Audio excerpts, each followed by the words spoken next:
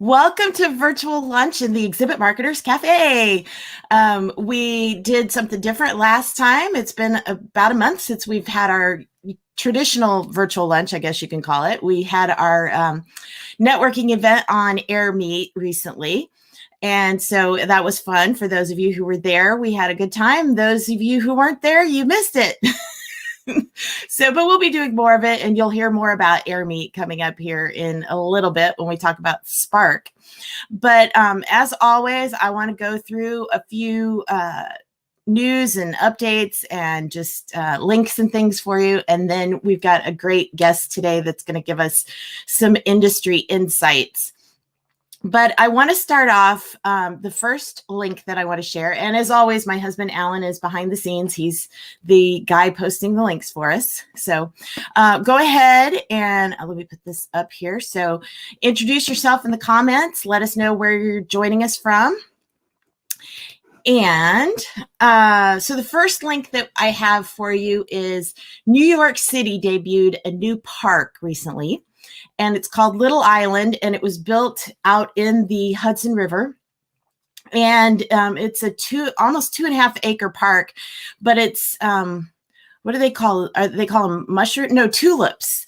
They call them. They're like little platforms that are all put together to make this little island. It's very cool. So here is the link to a YouTube video. And I see Alan is posting as me today instead of himself. So anyway, this is a short little video you can watch. It was a New York power mogul, I guess, and his wife, who happens to be Diane von Furstenberg, the designer. They're the ones who funded this park. And so anyway, it's just cool. It's a nice addition to New York City.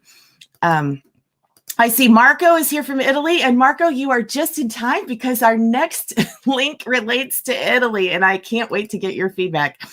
They put in a pizza vending machine of all places. This guy decided to open it up in Rome. I think that's pretty gutsy to open a pizza vending machine in, a city of pizza. But anyway, it doesn't just dispense slices of pizza. It actually makes the pizza. I'm thinking, I don't know. How fresh is that? But anyway, Marco, you'll have to share whether or not you would eat a pizza from a vending machine. So anyway, but it takes all kinds, right? So the next article that I want to share is on a more serious tone. We're going to talk a lot about our industry and recovery here in a few minutes, but this is not specific to our industry. This is just in general. But this article talks about, are we living but not flourishing? And they have a term for that. They call it languishing. And they're saying that that's a very, Marco says, yes, fresh, he would eat. This is the link for the article about the languishing, but it's like you're just existing. And they said that that's becoming a common thing right now through the pandemic, that a lot of people just feel like they're just going through the motions. They're not depressed necessarily, but just not, there's not, I hate to use the term, but there's not that spark of life. So anyway, I think that's something that we need to be aware of in our industry, because we have been through so much this past year, and it's really important that we all continue to really support each other and move forward. I see Chris Griffin is here from Orlando. Welcome, Chris. Always good to have you here. All right, so now on to some industry news, and this is all related to reopening. I mean, there's just so much going on right now in our industry. Omaha, well, this one is interesting because Visit Omaha, their Convention and Visitors Bureau, has decided that they're going to do their part to help in the recovery. So they're closing their offices, and they're going to use local meeting rooms at hotels instead to help, build back the hotel economy and, the recovery. So I thought that was kind of an interesting approach to take to show support. So, and I forget, you'd have to check the article. I forget if it's just for a year that they're going to do it or 6 months or exactly what. But anyway, I thought it was kind of a nice show of support. Marco said that pizza from a vending machine is like wine in a can. Yeah, I knew you'd have some strong opinion. I don't think I want pizza from a vending machine either, Marco. So, and Al is here from New Jersey. Welcome, Al. Good to have you here. All right. The next thing, I have two different articles, or one article, one video from World of Concrete is happening this week. And everybody has been so eagerly watching what's happening. So the first link is an article from the industry perspective. And the second is a video. It's like, as you can imagine, Vegas is just giddy with excitement. Like all the local news stations are covering it. I mean, they probably would anyway, because it's a big citywide convention. But anyway, so there's the first one, the industry article.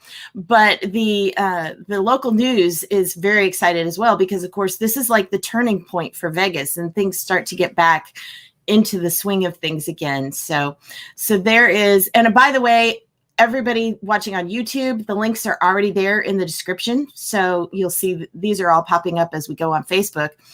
And there is the local Las Vegas News Channel video. If you're watching us on LinkedIn, you're probably watching you are watching the YouTube streaming on LinkedIn. We're not streaming direct to LinkedIn. So if you're typing any comments, I can't see them. I can only see comments coming in from YouTube and Facebook.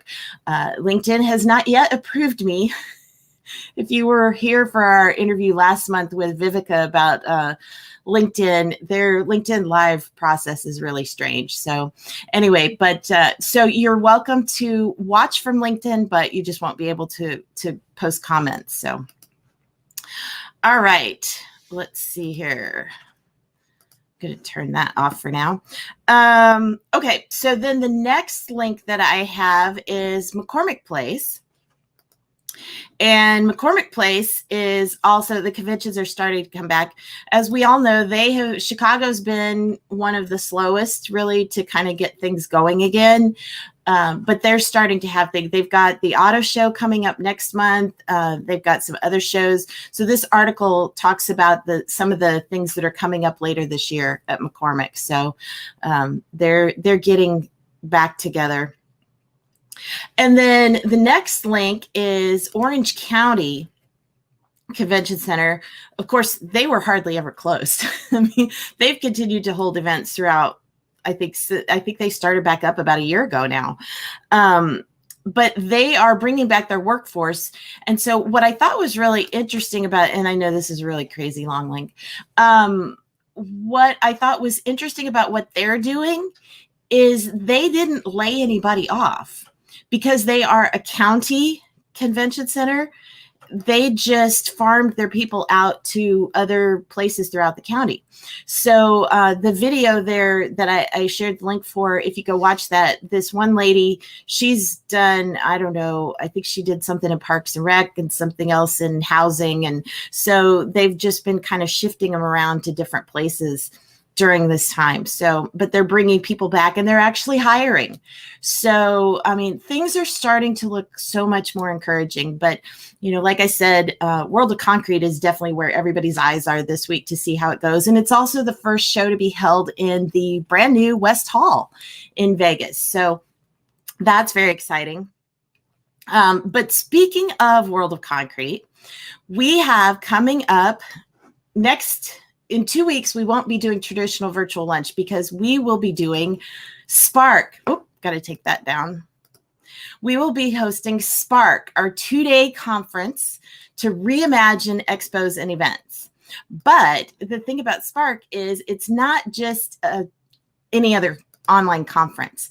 We're going to have a great assortment of speakers, which I'm going to show you here. you'll recognize a few of these faces, some of our virtual lunch regulars. In fact, we've got 3 of our virtual lunch regulars that are sponsors. So I do want to just point out real quick, we've got Phil Gorski from Ovany Productions is one of our sponsors. And I've already done I'm pre-recording some of the sessions. And so I've already done Phil's. He's got a great case study he's going to share about a 3D virtual booth. So you've got to check that out. Mel White is going to be one of our speakers from Classic Exhibits. They're one of our sponsors as well. And Rama Birfus, which we've not heard from her. Oh, let me check the comments here.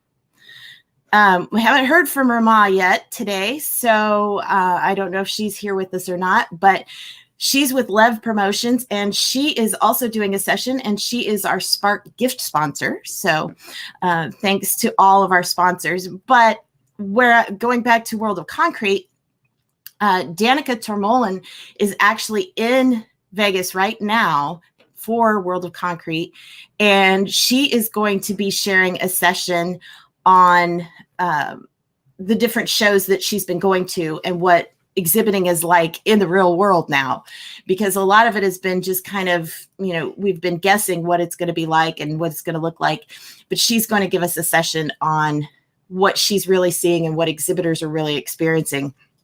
We've got sessions on hybrid. We've got sessions on technology, marketing.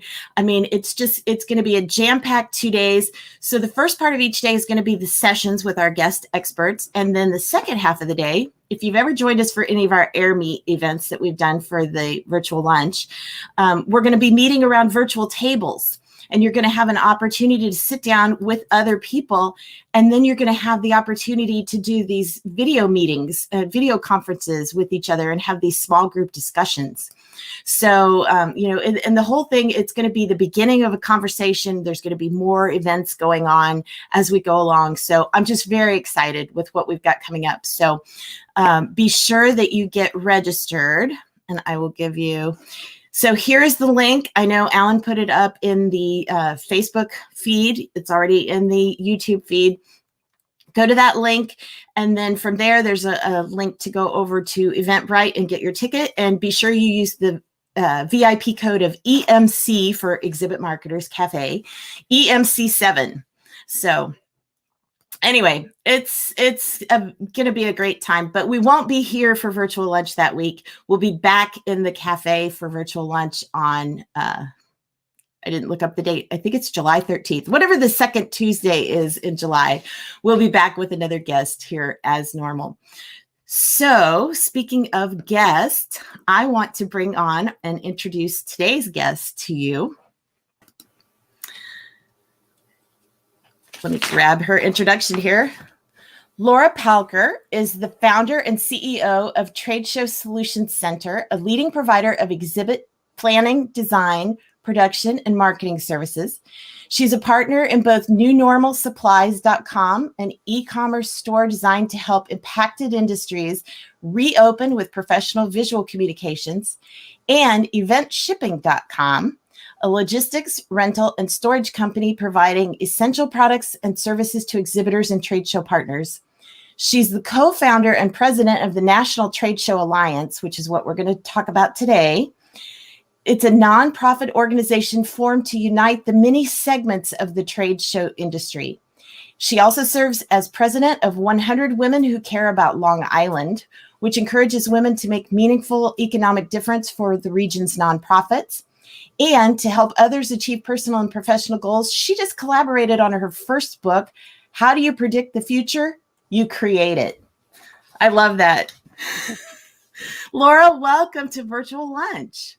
Marlis, thank you so much for having me. This is the first time that I am on this type of technology. So is everything coming clear? We're working okay technologically? Yep, you're loud and clear. Fantastic. So the book endeavor was really something that was a labor of love. I have been very fortunate to be circled with people in my center of influence who are brilliant. And many people who know me will often hear me speak about my husband, who is a former global chair of the Institute of Management Accountants. He's also a certified CMA, certified management accountant, and a certified strategic planner, and competitive, and also in competitive analysis. Don't tell him I said so, but he is a bit brilliant. And so I talked to him and I said, you know, we know turnaround management specialists, we know marketing specialists, we know public relations specialists, and businesses that I've been speaking to have sort of become a little bit immobilized by this pandemic. And it makes sense what you were talking about in terms of the, not necessarily depressed, but in this mental health situation of languishing. And I said, we really just need to do something that will break through that space, that will allow people to make room to innovate. So that was really the purpose of the book. And we'll be holding a virtual conference in late September, early October, and more of the details to follow. And we will be utilizing the skills that I learned through the Virtual Event Institute. We became certified virtual event professionals. We had selected several platforms. The one that we liked the best was VFairs, and it was rated #1 in some of the performing analysis. And we produced the Society for Human Resource Long Island Chapter Conference.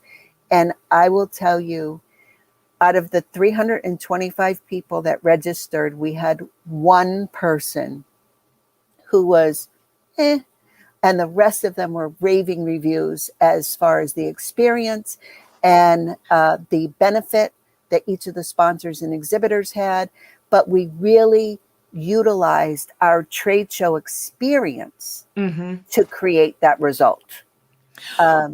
Well, and you know, that's no event planner can hope for anything better than to only have one person that's I know. You know, that's a great testimonial. Well, let's talk about, I know we want to focus today on the National Trade Show Alliance. So tell us a little bit about, you know, how did that come about? What, you know, I know you were an instigator in that, but how did that all, you put it all together pretty quick too, I think. So tell us what the history is. So I am an alumni of the Goldman Sachs 10,000 Small Business Program. And we were lobbying through or advocating, through the 10,000 Small Business Voices campaign that was created by Goldman Sachs and the alumni. And we had started last June. And we were talking to all of our legislators, and very much the same list that Chris has been working diligently on. And of course, you know, every time that I was meeting with Schumer and Gillibrand's office and Tom Suozzi's office, we were speaking with them, and I was talking about trade shows, and I was just not feeling that real connection. And so I followed up with the aides, and I said, particularly with Connor from Tom Suozzi's office and on Long Island, and I said, you know, Connor, you really have to listen to me. You've got to understand who we are. And he says, well, you know, is it like the museums? I said, no. I said, have you been in the convention center? And he said, well, I went to a show. And I said, well, when you went to the show, what was that experience? He goes, oh my goodness. He says, the graphics and the displays and everything that was there. I said, well, do you know how that happens? And he said, well, doesn't the convention center do that? I said, no. There are thousands of businesses. There are trades. There is the venue that all come together to make this happen in a period of 2 days. I said, you know, remember when we turned the Javits Center into a hospital, and then President Trump said, oh my goodness, they did this in 2 days. How'd that get done? I said, we do this every single day of our lives. We set up cities in 2 or 3 days, and we take them down in a day. And he goes, oh, I never realized how that happened. And I began to share statistics with him and to be able to work and see. And then I saw Chris, so it's a little bit Chris's fault. And I saw Mark Yuska, and these guys were out there barreling away every single day with the passion that our industry is known for, and hitting the pavement and knocking on the doors and repeating the story over and over and over again, and reaching out to our industry associations and bringing together the collaboration. And I started looking and saying, okay, I was making the phone calls to all of the people that I have met over the last 30 some years in this industry. And I was hearing them not knowing about the information. And I know social media doesn't deliver to everyone you're connected to. And I'm going, the voice, the action, the work of our industry associations is not getting to the boots on the ground. It's not getting to the small businesses. We have no way to collaborate. We have no way to assemble. And then I was looking at our associations, and I'm going, we have associations for the show organizers. We have associations for the exhibit designers. We have associations. We have the trade for the unions being able to work with our trades. I said, but there's a big gap here. There's a big gap here of people, gig economy workers, independent contractors, small businesses. And small business is not so small business. I mean, it's defined by the SBA as 500 employees or less. And I'm going, there's a disconnect, there's a gap. And I said, we need to be able to help, number one, connect our people, bring our people back home, call up and say, hello, how are you? Be aware, provides mental health solutions, provide job board solutions, be able to enhance the Together Again Expo so that we can get refreshed. I mean, I don't know about any of you, but I got into a truck a couple months ago and I went, whoa, where am I going and how am I getting there? I can't drive this vehicle on the parkway. So reacclimating myself to, what are the tools that are necessary to set up the job? What's in the gang box? Where's my tape bucket and what kind of tape are we going to need? So back down to those real simple things we might imagine, but we haven't been away for a year and a half. We might have had to divert our energies to a different skill set. Where are we today and getting that refresh that we need on the show floor. Yeah. Well, and I know you're talking about just, reacclimating yourself. One of my friends posted recently on social media. It's like he packed for his first trip in a year and a half. And he's like, I used to pack a suitcase all the time. Now I had to really think about it. I mean, it's like, we're kind of taking for granted all those things that were just like, second nature, and we did them all the time. And now, like you said, it's almost like, learning to ride a bicycle again or something. Absolutely. I flew to Fort Lauderdale to attend a 2-day workshop, and flight fine, getting to the airport fine. I got into Fort Lauderdale at 11:30 at night. I had a car reserved, but I observed that there were only 2 car rentals open, Avis and Budget. And as I approached, there were over 100 people on the line, and there were 4 people working at the desk.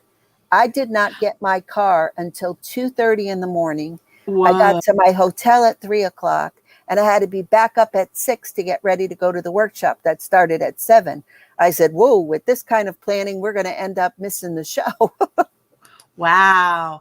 Yeah. I guess that's another thing we need to be prepared for is long lines everywhere and allowing a lot more time cushions for everything that we do. So we'll talk a little bit about the membership of, because I know that this is designed to be a very broad alliance that covers, our whole industry. So how does membership work and how do people, we've got a link here we'll put up, but how does membership work and who should be interested?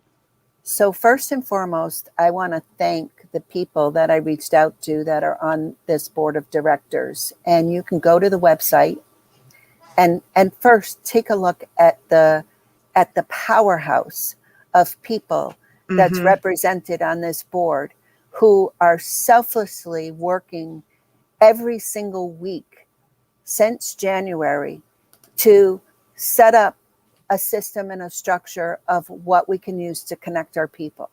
And when we connect our people, we're talking about anyone whose livelihood is or is going to be in the trade show industry. So it could be somebody from the union, somebody from the dock, somebody from the general contractor, somebody from a subcontractor, someone from a design house, an exhibit house, any individual that has touched this industry can go to the website, the nationaltradeshowalliance.org, and they can click on join us, and they can become a member absolutely free. We do have different forms of membership. So affiliate members are those that are businesses, exhibit houses, rental companies, and then we do have supporters, and there are membership fees associated with that. Our goal is to we are working with Exhibit City News and plugging in the job board so that we can give our members access to the job boards. If there's a contact us page, if you're looking for a job in a particular area, send an email to us, and we get job openings from various different publications that we can send to you and work with you and connect with you.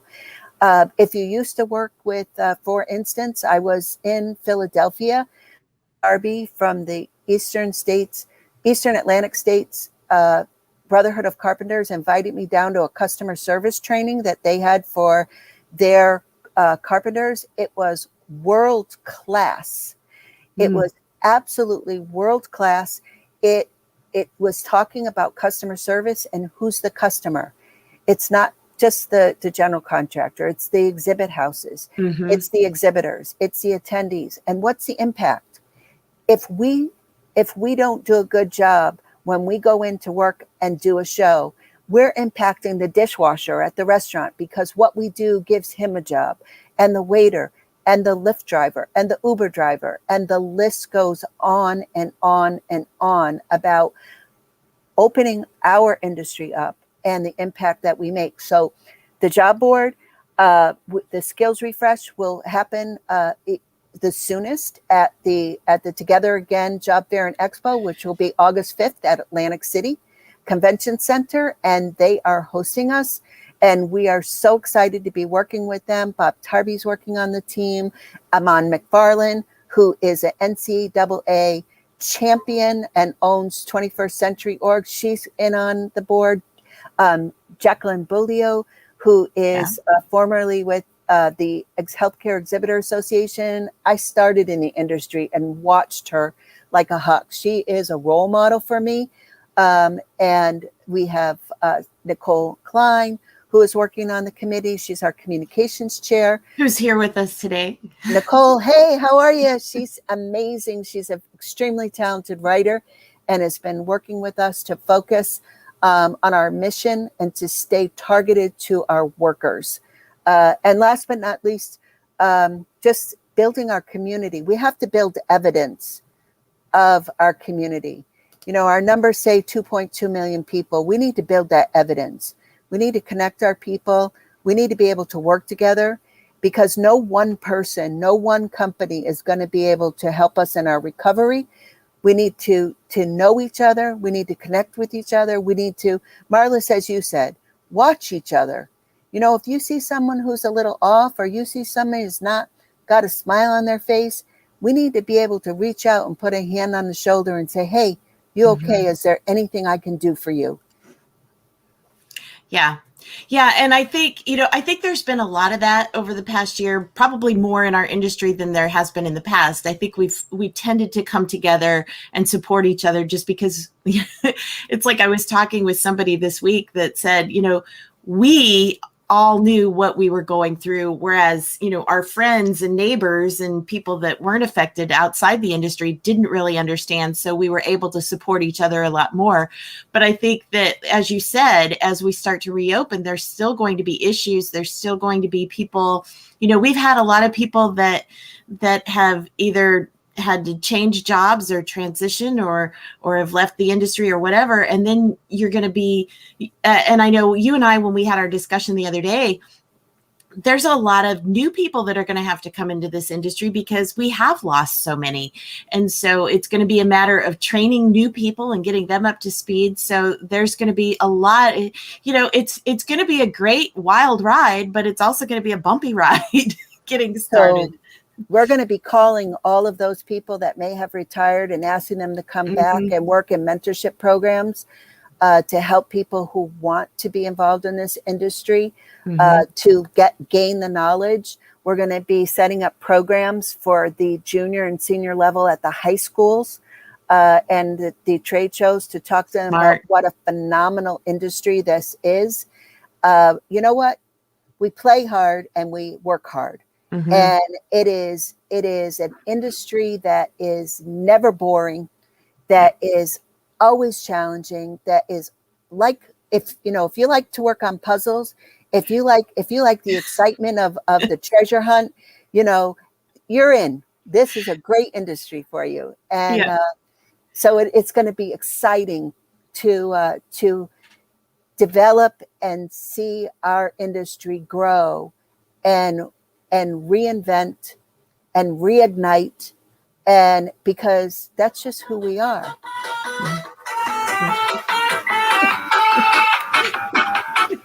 So we are a partying crowd. Yeah. So it's definitely going to be a great way for everybody to come together. So again, I'm going to put up the link one more time, nationaltradeshowalliance.org. Check it out if you haven't already. And you also are doing some weekly online gatherings, right? Yes. So we have Tune-Up Tuesdays for anybody who wants to join in by Zoom. And then we have What's Up Wednesdays. So just a matter of connecting, looking at what you've been doing during the pandemic, what your plans are. Also, and then Marco, there you go. I've been in Milan, and that was really a great place. But the one thing that's so important is that we need also people who are interested in being involved in our steering committees. We broke down the United States into 5 regions. So we'll be looking to have people that'll help us understand what our people in the industry need, what's important. We'll look to provide some options for healthcare with the advent of teledoc services. There's opportunities for us to do that. And tell us what you need. If you're interested in being involved in a steering committee, write it in the notations when you click on join us. It's really simple. And then, be a part of us, be a part of getting involved. We can get those that just want to be available for special projects, and for those that want to get involved with a little bit more meat on the bones, you let us know and we've got a spot for you. Well, and I love that you're going to be very attuned to the members and what the members need, because I think that's been a problem in a lot of associations, is that they've lost touch with their members. So I think this is great that it's going to be more of a grassroots effort, and the members are going to be basically defining what the alliance even is. So. Well, that's why we named it the National Trade Show Alliance, because this is an alliance of all of us standing shoulder to shoulder, all of us supporting each other, and the people side of our industry is our focus. Yeah. I love that. Laura, thank you so much for being our guest today on Virtual Lunch and introducing us to this brand new industry alliance that's coming together and letting us know how we can all be a part of it. Awesome. And I want to remind everybody again that in 2 weeks, we will be having Spark for June 22nd and 23rd. So we won't be back here for Virtual Lunch until July. But do definitely, if you haven't gotten registered yet for Spark, we would love to have you. Even if you can't join us for the entire 2 days, all of the sessions are recorded and you'll have access to them as well. But it's going to be a great time of ideas and conversations and new discoveries and just, as Laura said, reinventing and reimagining this industry and where we can go from here. So thank you, everybody, for joining us today. And we will see you in 2 weeks at Spark. And then we'll see you back here in the cafe for Virtual Lunch in July. Bye. Thank you, Marlis. Bye.